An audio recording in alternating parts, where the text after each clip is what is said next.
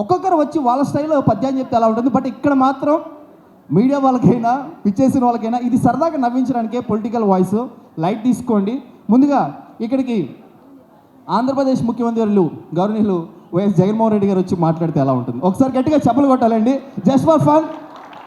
ఆయన వేదికపై నడిచే విధానం చాలా బాగా పేరు తీసుకొచ్చింది. ఎలా ఉంటుంది?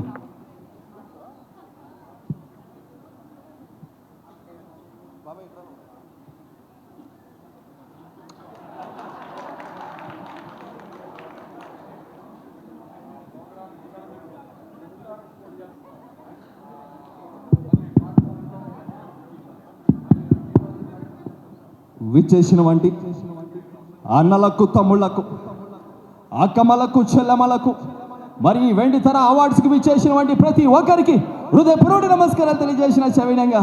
అన్న బాగున్నారా? అక్క బాగున్నారా? అన్నలు, తమ్ముళ్ళు బాగుంటే గట్టిగా చెప్పలు కొడదామమ్మా, గట్టిగా చెప్పలు కొడదామమ్మా.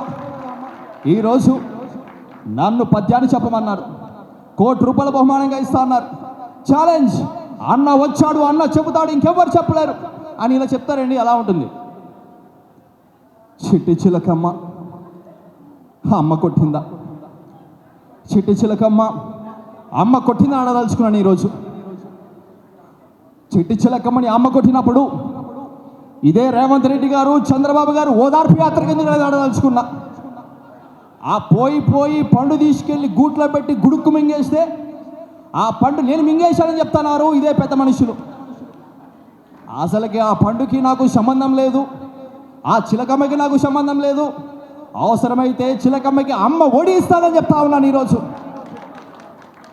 అన్న ఛాలెంజ్, ఇంతకంటే ఇంకెవరి పద్యాన్ని చెప్పలేరు అనగానే సీనియర్ మోస్ట్ ముఖ్యమంత్రి వర్యులు నారా చంద్రబాబు నాయుడు గారు.